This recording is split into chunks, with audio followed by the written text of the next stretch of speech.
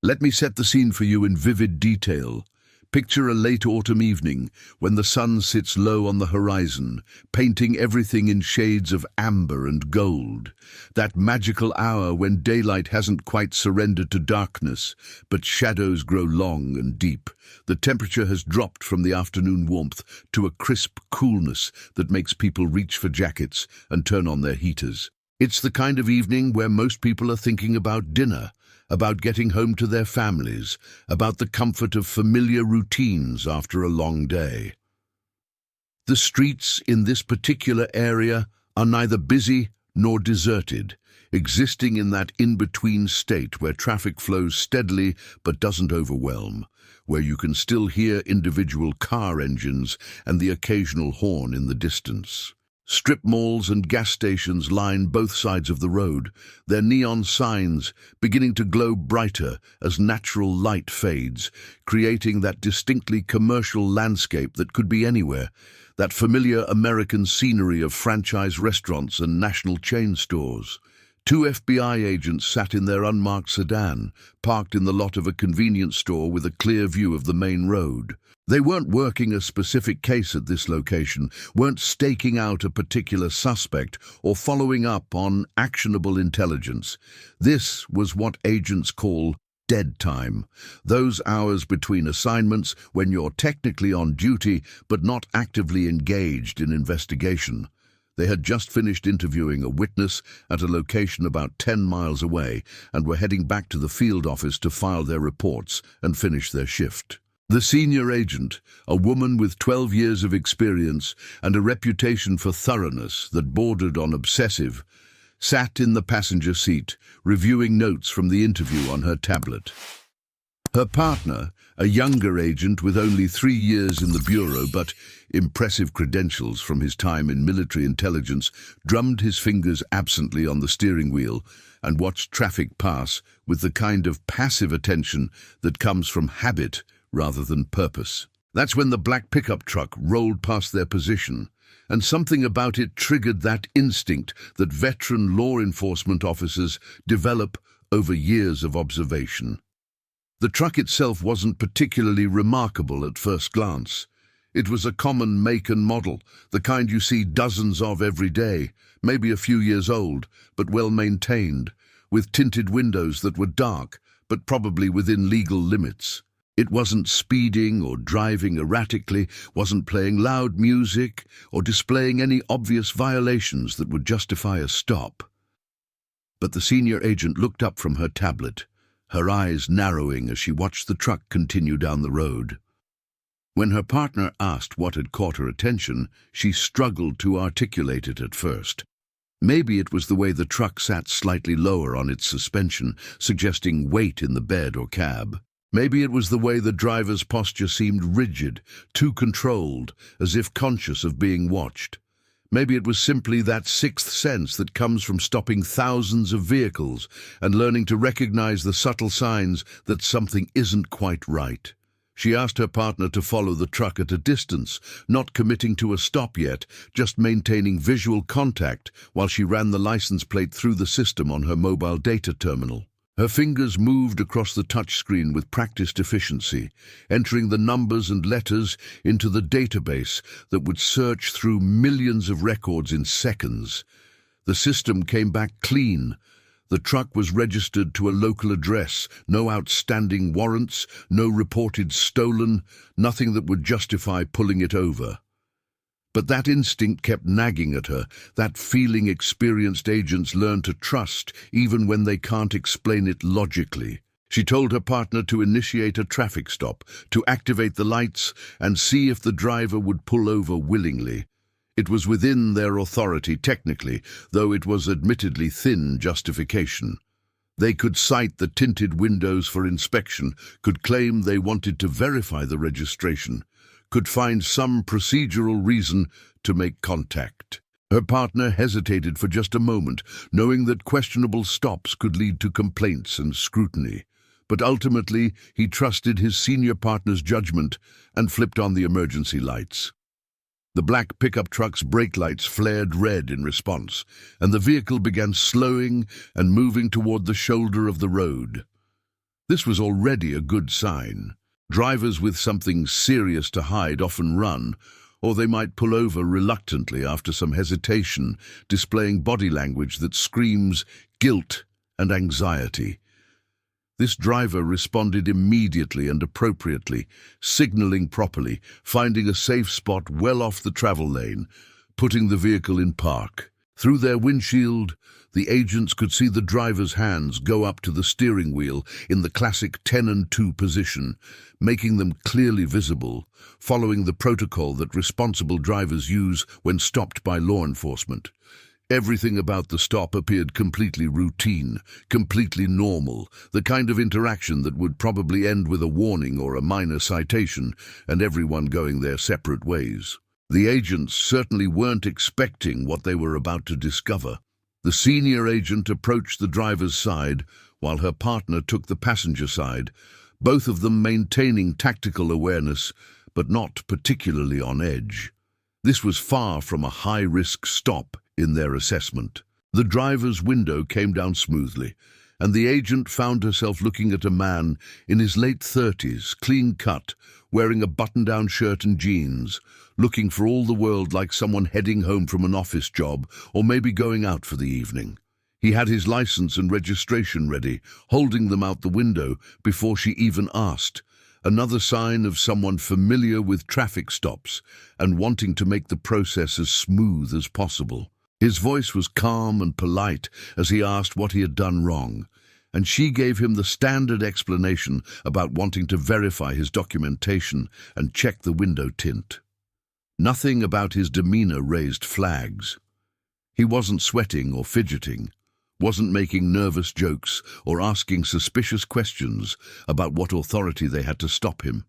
He was just a driver cooperating with a routine traffic stop. But as the senior agent took the documents and glanced into the cab of the truck, her trained eyes registered details that transformed routine into extraordinary in the span of a heartbeat. There weren't just 1 or 2 people in this vehicle. There were 4 full-grown adults crammed into a pickup truck cab that typically seats 3 comfortably. 3 in the front bench seat, and 1 squeezed in the small back seat area that most people use for storage or small children at best. That alone was unusual, but not necessarily alarming. What was alarming was the way all 4 of them sat with unnatural stillness, like people holding their breath, like statues trying to pass as humans.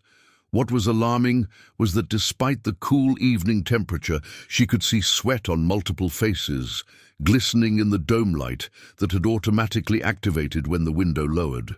What was alarming was the way the passenger closest to her had his hands not just visible, but pressed against his thighs, fingers spread wide, in a position that suggested someone consciously fighting the urge to reach for something.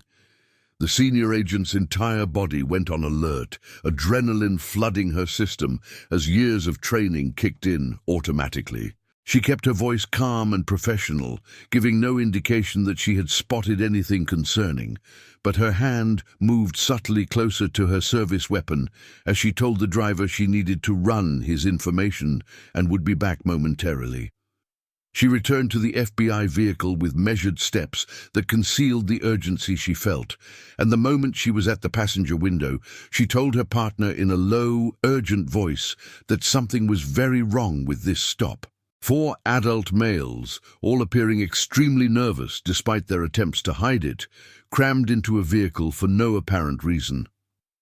She ran the driver's information through the more comprehensive law enforcement database, the one that takes longer but searches deeper, pulling up not just traffic violations, but criminal history, associates, known gang affiliations, outstanding warrants across multiple jurisdictions.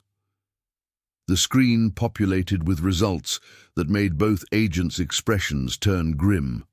The driver had a record, nothing currently active in terms of warrants, but a history that included weapons charges, assault, and known affiliation with an organized crime group that the FBI had been investigating for the better part of 2 years. But that was just the beginning. The senior agent ran the plate through a different system, one that cross-referenced vehicle registrations with recent surveillance and ongoing investigations. The truck came back, flagged, not for anything related to the registered owner, but because it had been spotted multiple times in locations associated with criminal activity, photographed by surveillance teams working unrelated cases, showing up in the background of operations that were now being reviewed with new eyes. This wasn't just random bad luck for the driver. This was potential intelligence gold. A vehicle that had been on the periphery of investigations suddenly stopping right in front of them. The agents called for backup immediately, requesting additional units, but being careful not to make it sound like a high-priority emergency that would bring cars screaming in with sirens blaring. They didn't want to spook the occupants of the truck into doing something desperate. They wanted calm, professional reinforcement that could help them control the situation and conduct a proper investigation of this vehicle and its occupants. While they waited for backup to arrive, they maintained observation of the truck, watching for any signs that the occupants were preparing to flee or becoming aware that this was more than a routine traffic stop.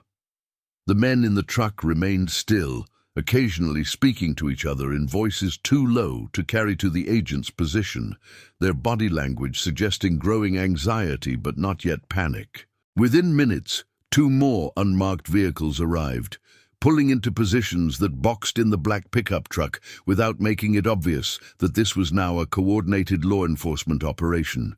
4 more agents emerged, all of them quickly briefed on the situation, all of them understanding that they were dealing with potentially dangerous individuals who might be armed and might have significant criminal exposure that would make them desperate. The senior agent who had initiated the stop made the decision to approach again, this time with her partner in a more tactical configuration, while the other 4 agents positioned themselves strategically around the vehicle to cut off any possible escape routes. This was no longer a traffic stop. This was a felony stop in everything but name, conducted with the kind of careful coordination that keeps officers alive when situations turn violent. The senior agent returned to the driver's window, and this time her demeanor was different. She was still professional, still calm, but there was an edge of authority that made it clear this had escalated beyond a simple documentation check. She asked the driver to step out of the vehicle with his hands visible. She asked the same of all the occupants, one at a time, controlling their movements, ensuring that at no point did any of them have opportunity to reach for weapons or destroy evidence or coordinate resistance. The driver complied without argument, stepping out of the truck with his hands raised, his face showing resignation more than surprise. He knew this moment had been coming eventually, knew that whatever they had been doing, whatever had brought 4 of them together in this truck on this evening, had just caught up with them in the worst possible way. The other 3 occupants followed suit, each emerging from the truck with hands visible, each displaying the body language of men who understood they had just run out of options. As they stepped out into the fading light of that autumn evening, the agents got their first clear look at all 4 faces, and what they saw made them immediately reach for their phones to call headquarters. They weren't just dealing with random criminals or low-level gang members. They were looking at individuals whose faces were literally on the FBI's radar, men who were persons of interest in multiple ongoing investigations, individuals connected to violent crimes, weapons trafficking, and organized criminal enterprises that spanned multiple states. The senior agent, who had trusted her instinct to make this stop, realized that what she had stumbled upon wasn't just lucky. It was the kind of chance encounter that intelligence analysts dream about, but rarely experience. What happened next unfolded with surprising calm, considering the potential for violence. The 4 men from the truck were separated, each placed with an individual agent who conducted a careful search for weapons while reciting their rights. 2 of them were carrying firearms, which, given their criminal histories, made the weapons charges federal offenses carrying mandatory minimum sentences. All 4 of them had outstanding warrants that a more thorough database search revealed, warrants from different jurisdictions for offences ranging from failure to appear in court, to probation violations, to suspected involvement in serious violent crimes. But what made this stop truly extraordinary wasn't just who these men were. It was what they had been doing and where they had been going when random chance put them in front of two FBI agents who happened to be in the right place at the right moment. As additional units arrived and the scene was secured, investigators began the process of searching the truck, documenting everything according to strict procedures that would ensure any evidence found could be used in court. What they discovered transformed an already significant arrest into something that would require coordination between multiple FBI field offices and local law enforcement agencies. In the truck's cab, hidden in various locations, they found multiple cell phones, the kind of burner phones that criminals use for communications they don't want traced. They found documents, photographs, and notes that suggested the four men had been conducting surveillance on potential targets, locations, and individuals marked for possible robbery, or worse. In the truck's bed, beneath a tonneau cover, and hidden under legitimate cargo like tools and equipment, they found more firearms, ammunition, and items that suggested these men had been preparing for serious criminal activity.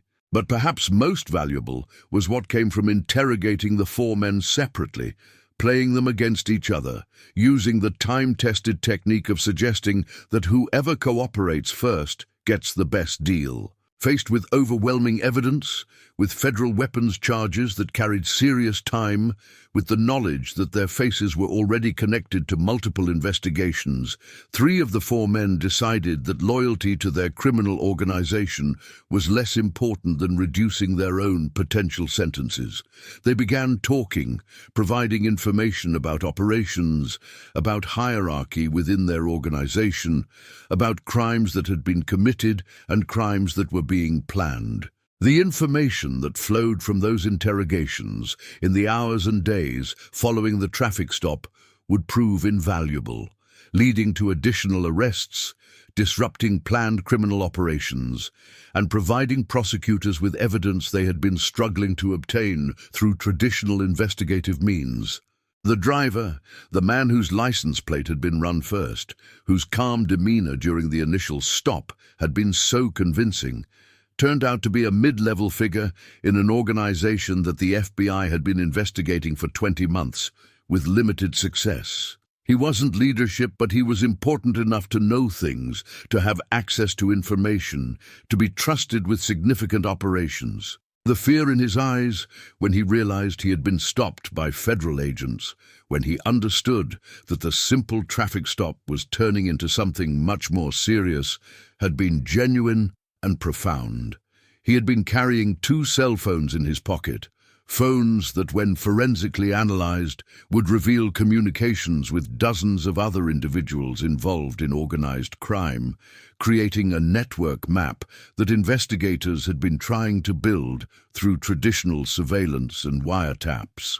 The passenger, who had been sitting in the middle of the front seat, the one whose hands had been pressed so firmly against his thighs, had been attempting to conceal the fact that he had a loaded firearm in his waistband.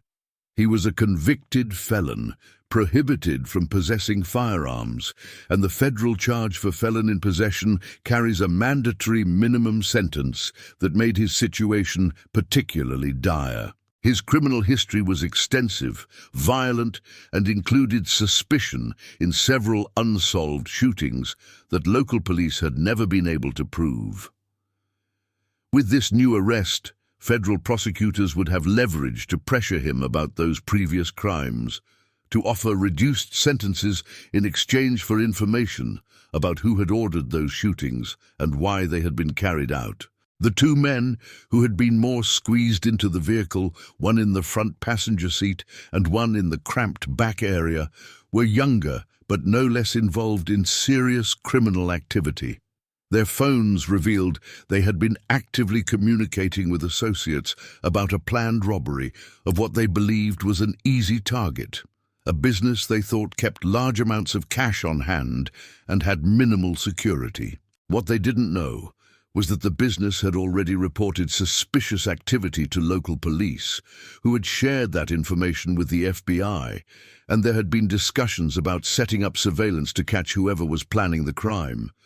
The traffic stop had accidentally prevented that robbery from ever taking place, saving potential victims from violence and possibly saving the four men from committing additional crimes that would have added years to their eventual sentences. As the evening turned to night and the scene of the traffic stop became a major evidence collection operation, the senior agent who had trusted her instinct stood back and watched the coordinated chaos of a significant law enforcement success. She had made thousands of traffic stops in her career, had pulled over countless vehicles for legitimate reasons and questionable ones, had written tickets and given warnings, and occasionally arrested someone for outstanding warrants or obvious illegal activity.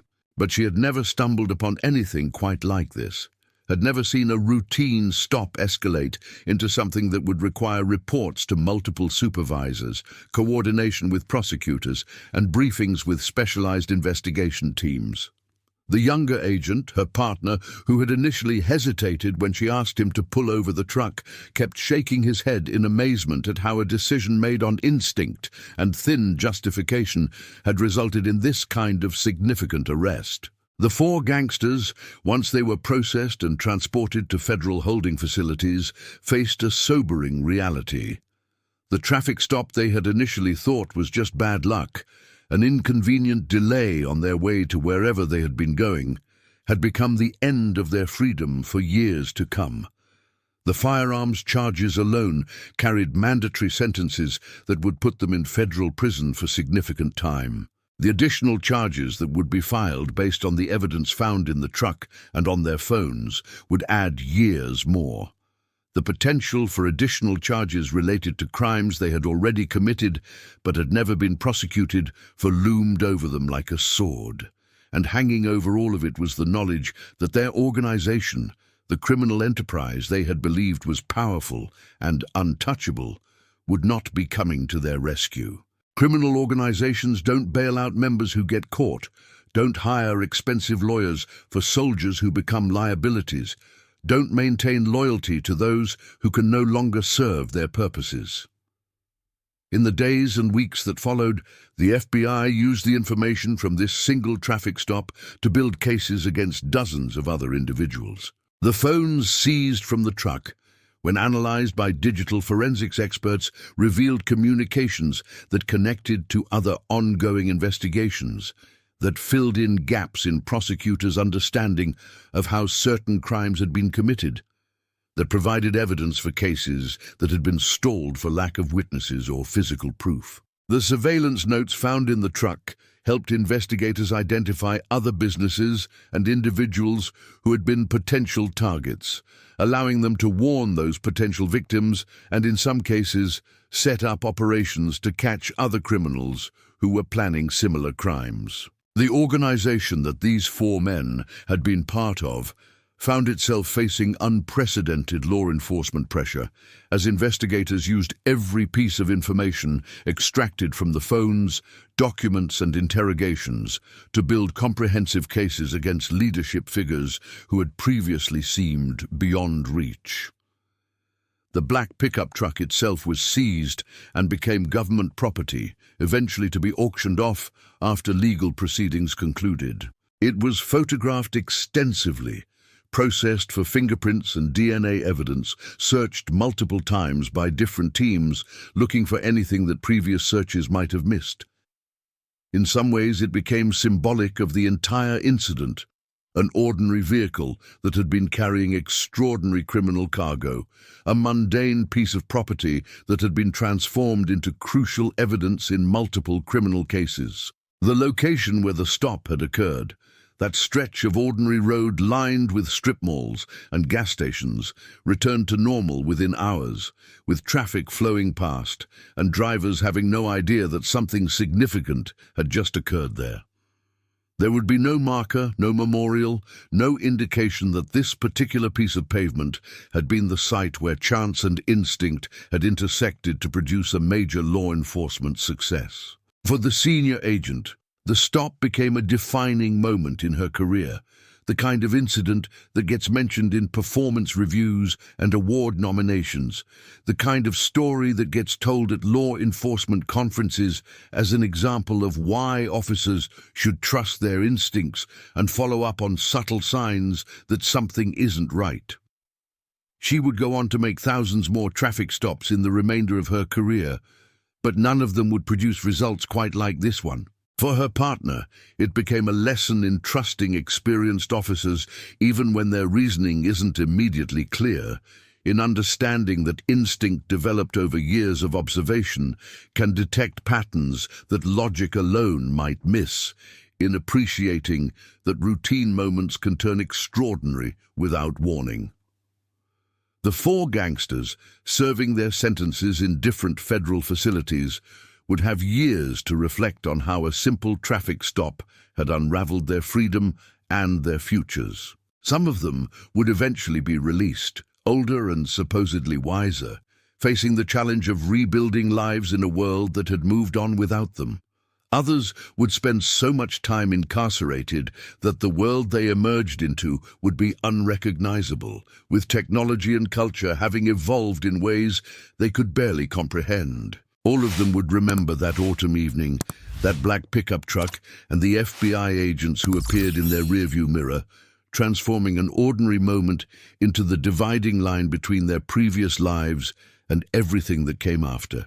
So what do you think about this incredible encounter? Could you imagine being one of those agents, making a routine stop and discovering you had just captured 4 wanted criminals?